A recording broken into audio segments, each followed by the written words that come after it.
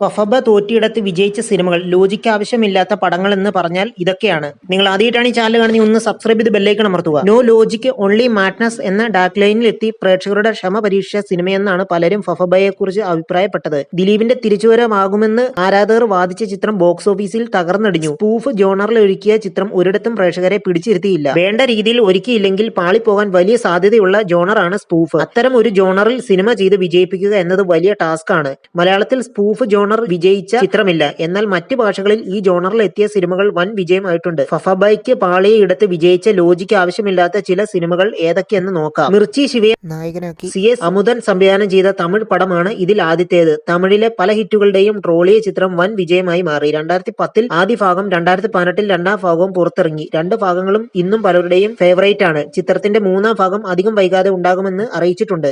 Over the top spoof ജോണറിൽ പിന്നീട് തമിഴിൽ പുറത്തിറങ്ങി വൻ വിജയമായ ചിത്രമാണ് മാർക്ക് ആന്റണി, വിശാൽ, SJ സൂര്യ എന്നിവർ പ്രധാന വേഷങ്ങളിൽ എത്തിയ ഈ ചിത്രം കേരളത്തിലും ഹിറ്റായി. നോ ലോജിക്ക് ഓൺലി മാഡ്നസ് എന്ന ടാഗ് ലൈൻ എന്തുകൊണ്ടും ചേരുന്ന സിനിമയാണ്. മാർക്ക് ആന്റണി വന്നാലും വന്നവരും നിന്നവരും ലൗഡ് പെർഫോമൻസ് കാഴ്ചവെച്ച ഈ സിനിമ ഒരുക്കിയത് ആദിക് രവിചന്ദ്രനാണ്. മാർക്ക് ആന്റണിക്ക് ശേഷം ആദിക് ഒരുക്കിയ ഗുഡ് ബാഡ് അഗ്ലിയും ഇത്തരത്തിൽ സെമി സ്പൂഫ് ചിത്രമാണ്.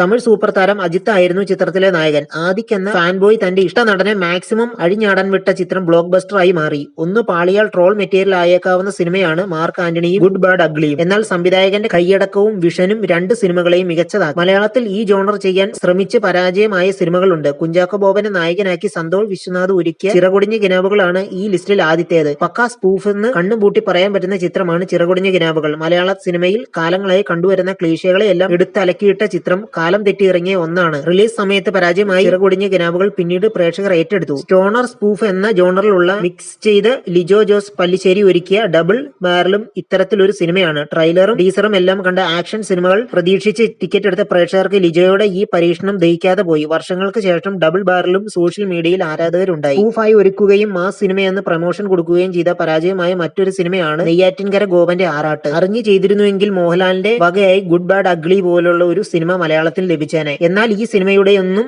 അടുത്തുപോലും പറ്റാത്ത വികലമായ ശ്രമമാണ് മാത്രമേ ഫഫബയെ വിശേഷിപ്പിക്കാൻ ആകുകയുള്ളൂ. അയ്യോ ഇതൊക്കെ സ്പൂഫ് ആണെന്ന് നിങ്ങൾ ചിരിക്കണേ എന്ന് നിർബന്ധിച്ച് പറയുന്നത് പോലെയായിരുന്നു ചിത്രത്തിലെ പല രംഗങ്ങളും. സോഷ്യൽ മീഡിയയിൽ കാണുന്ന ട്രോളുകളും അതേപടി എടുത്തു വെച്ചാൽ പ്രേക്ഷകർ കാണുമെന്ന് തിരക്കഥാകൃത്തുക്കളുടെ മുൻവിധിക്ക് കിട്ടിയ തിരിച്ചടിയായി ഫഫബയെ കണക്കാക്കാം. നിങ്ങൾ ആദ്യമായിട്ടാണ് ഈ ചാനൽ കാണുന്നത്, സബ്സ്ക്രൈബ് ചെയ്ത് ബെല്ലൈക്കൺ അമർത്തുക.